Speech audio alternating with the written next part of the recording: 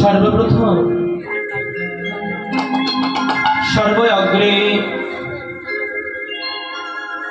দণ্ডবত প্রণাম জ্ঞাপন করি আমার পরমারাধ্য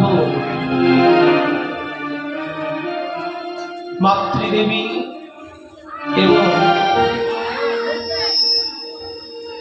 পিতৃদেবীর শ্রী চরণ কমলে দণ্ডবত প্রণাম জ্ঞাপন করি আমার দীক্ষাগুরু পাদ পদ্ম পরম পূজ্যপাদ শ্রীধাম নবদ্বীপ নিবাসী প্রভুপাদ শ্রীকৃষ্ণচন্দ্র গোস্বামী প্রভুর শ্রী চরণ কমলে দণ্ডবত প্রণাম জ্ঞাপন করি আমার কীর্তন গুরুদেব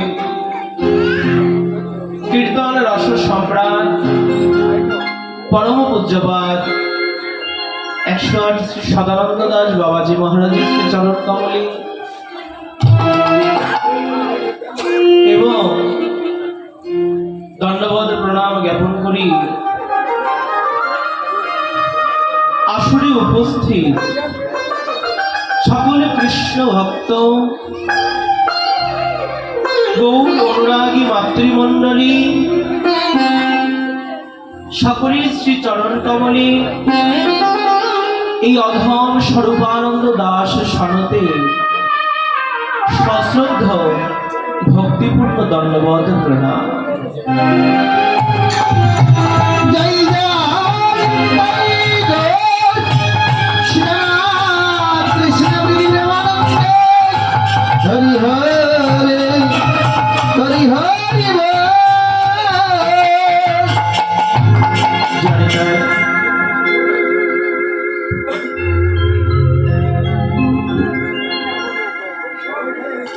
কলিযুগ পাবনতা গৌর নিত্যানন্দে অহৈতুক কৃপায় আমরা সকলে এখানে উপস্থিত হয়েছি। আমাদের সকলের এখানে উপস্থিত হবার বেশ কিছু কারণ আছে।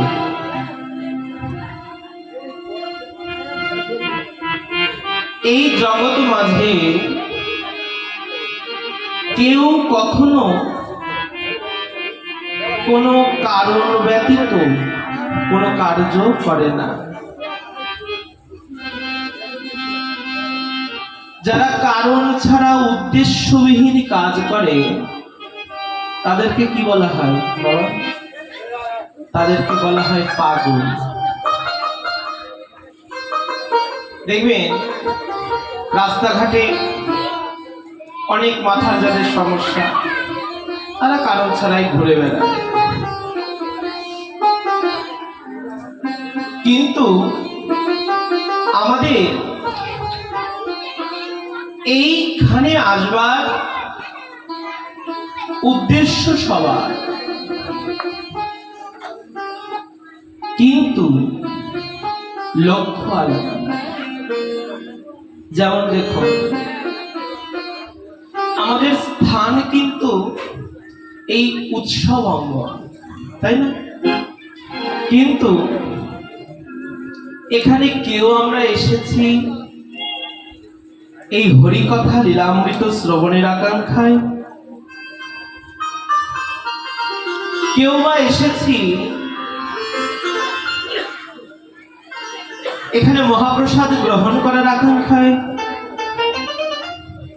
কেউ বা এসেছি আত্মীয় স্বজন বন্ধু বান্ধবের সাথে দেখা হবে সেই আকাঙ্ক্ষায়, কেউ বা এসেছি এমনি ঘুরতে, দেখি যাই দেখে আসি।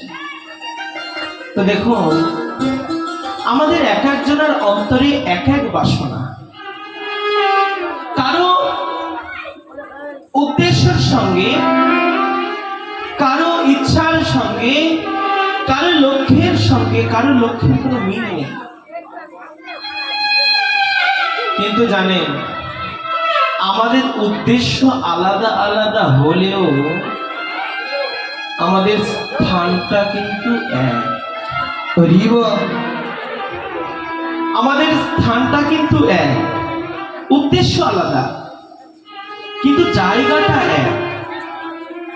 আমরা যে কারণে যেই আসি না কেন, জায়গাটা কিন্তু এক। আর এই স্থানে, এই উৎসব অঙ্গনে আসা মাত্র অবশ্যই তার করণে এই হরি কথা, এই হরি লীলা অবশ্যই প্রবেশ করবেই করবে, এতে কোনো সন্দেহ নেই। এই জন্য ভাগবতে এর সর্বপ্রথমে সুখদেব গোস্বামী পাদ পরীক্ষিত মহারাজকে বলছেন, মহারাজ শ্রবণং মঙ্গলম, এই জগতে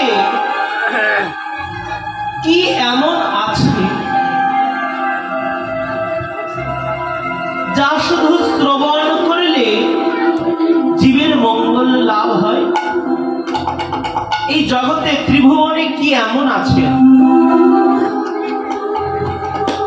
দাদা একটু ইকো বাড়িয়ে দিত। এই জগতে কি এমন আছে যা শ্রবণ করলে, কেবল শুনলে জীবের মঙ্গল সাধিত হয়? হরিবল হরিবল। বলছে না, এই জগতে এমন কিছু নেই যা শুধু শুনলে জীবের মঙ্গল হয়। বলছে একমাত্র এই হরি কথা, একমাত্র কৃষ্ণ রস কথা যদি কেউ শ্রবণ করে, তার সর্বত মঙ্গল লাভ। হরিবল হরিবল। এই জন্য চৈতন্য চরিতামৃত গ্রন্থে কৃষ্ণদাস কবিরাজ গোস্বামী পাদ টিকা করলেন,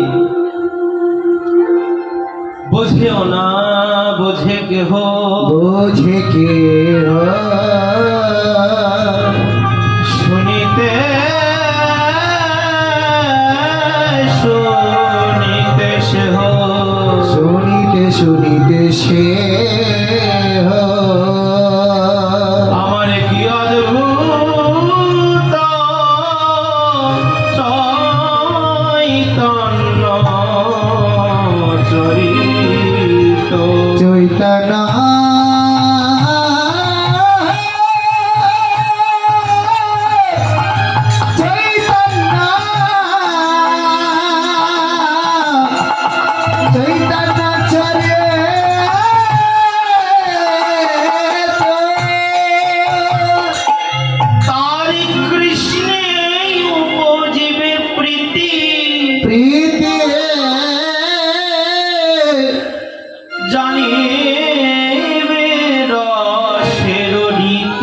রসের রীতি কেবল শুনিলে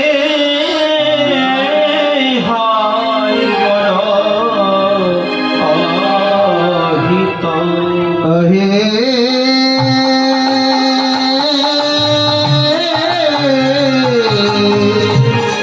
শুনিলে হয় বড়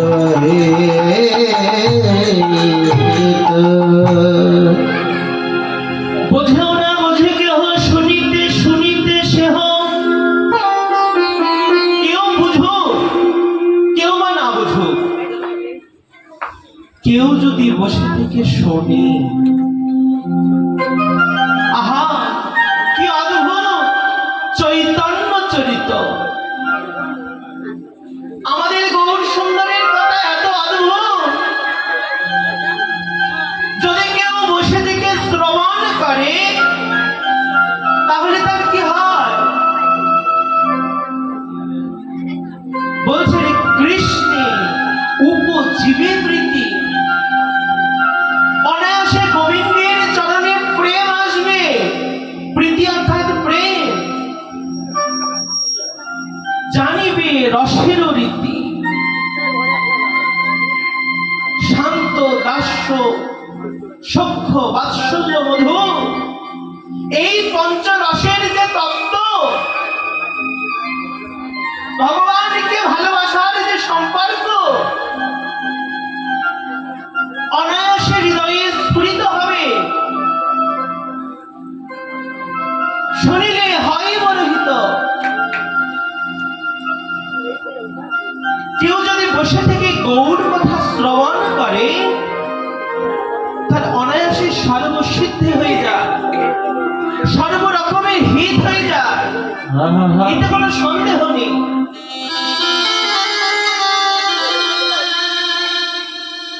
এই জন্য দেখবেন কিছু কিছু শ্রোতা থাকেন, বাবারা থাকেন, মায়েরা থাকেন, যেখানে হরি কথা হয়, যেখানে কীর্তন হয়, তারা কীর্তনিয়ার কথা বুঝুক বা না বুঝুক, হা করে তাকিয়ে থেকে শোনে। হরি বল হরি বল। বলছেন এই শ্রবণের নিষ্ঠা, এই নিষ্ঠাটা যতদিন না আসবে, হাজার ভজন করলেও তার ভজন হবে না। কেন? নববিধা ভক্তির সর্বপ্রথমেই রয়েছে কি? শ্রবণ। আমরা ভক্ত হতে চাই, আমরা কৃষ্ণ ভক্ত, গৌর ভক্ত হতে চাই, কিন্তু পারছি না কেন? কারণ আমাদের হরি কথাই নিষ্ঠা আসেনি, কৃষ্ণ কথায় এখনো নিষ্ঠা আসেনি। যেদিন আমাদের হরি কথায় আমাদের নিষ্ঠা আসবে, সেদিন অনায়াসে গোবিন্দ চরণে প্রাপ্তি হয়। হরি বল হরি বল। যাই যায়, এতে কোনো সন্দেহ নেই। তাই আমরা সকলে আজ এসেছি গৌর কথা শ্রবণে, রাধা ব্রজমোহনের, রাধা শ্যাম সুন্দরের কথা শ্রবণের আকাঙ্ক্ষায় আমরা সকলে এসেছি। আজকে আমাদের আস্বাদনের বিষয়বস্তু ভগবান শ্রীকৃষ্ণ চন্দ্রের ফেরত গোষ্ঠ লীলা হরি বল বা উত্তর গোষ্ঠ লীলা। ভগবান শ্রীকৃষ্ণ সকল সখাগণ, সকল নবলক্ষ ধেনুগণ, সকলকে একত্রিত করে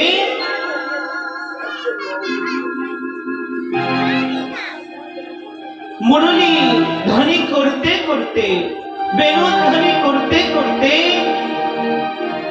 সকালে চলে গেছিলেন গোষ্ঠ লীলা।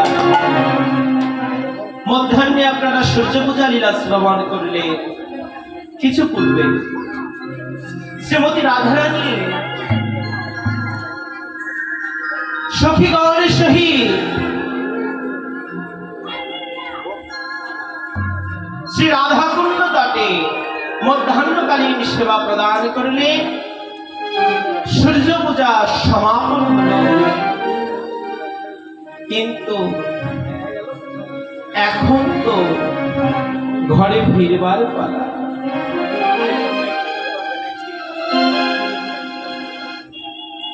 এখন তো ফিরবার পালা।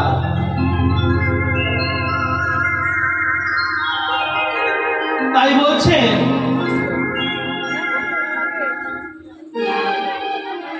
ভগবানের অনন্ত লীলার মধ্যে সর্বপ্রধান লীলা ৬৪টি লীলা। ৬৪টি লীলার মধ্যে লীলা দুই ভাগে বিভক্ত। এক হলে নিত্যলীলা, দুই হলেন নৈমিত্তিক লীলা। আজ নিত্যলীলার মধ্যে ফেরত গোষ্ঠ আস্বাদন, সকলে নিজ নিজ শ্রীগুরুচরণ মস্তকে ধারণ করে গুরু কৃপাকে হৃদয়ঙ্গম করে আমরা লীলায় প্রবেশ করব। জয় জয়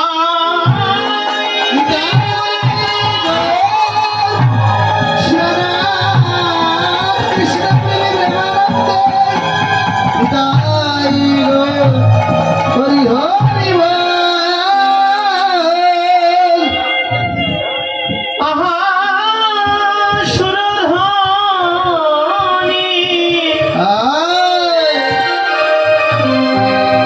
তীরে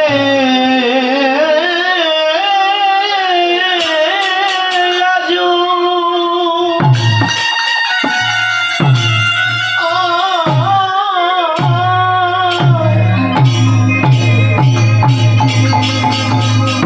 আমার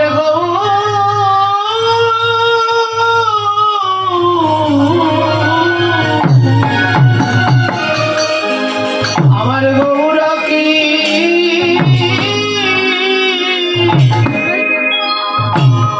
বিছাড়া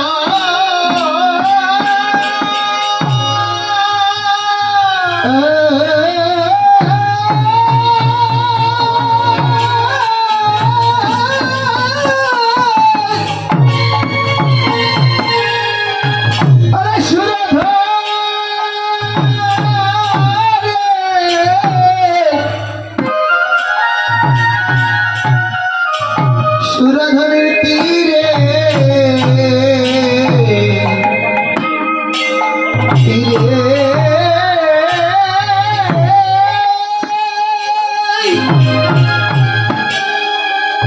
কিবা সুরধনি তীরে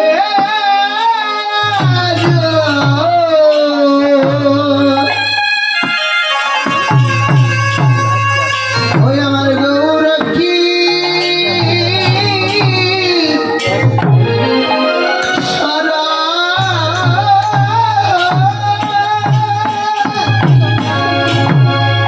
আহা সুরধ্বনি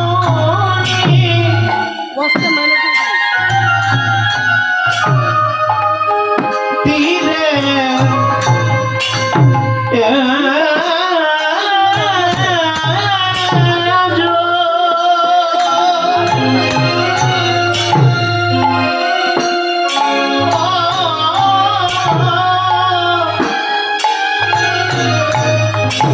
আমার গৌরকি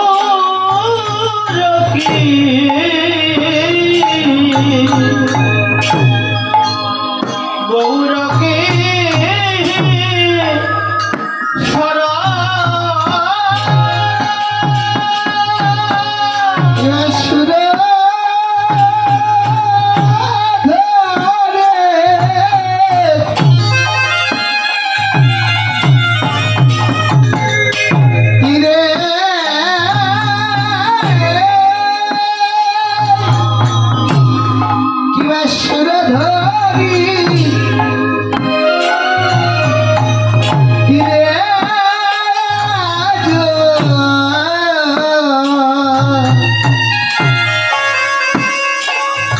ওই আমার গৌরক্ষী সারা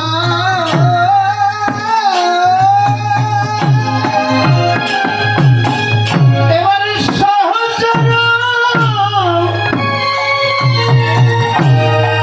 মানবেলি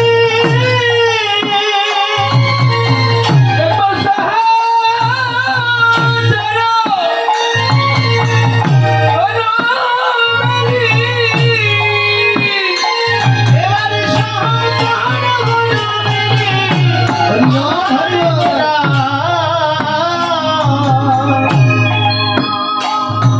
গৌরমান আনন্দেবী ভরা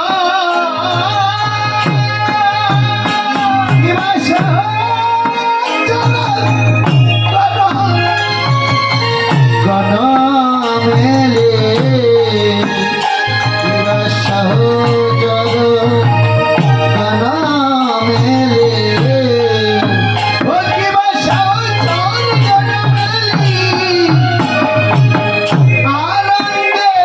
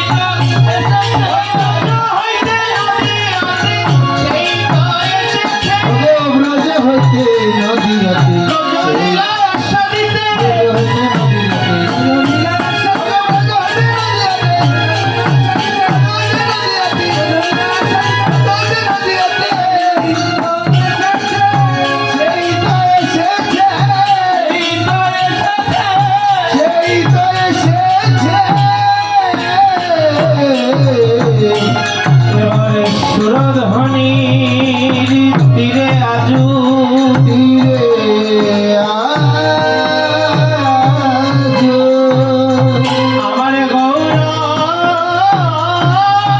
কিশোর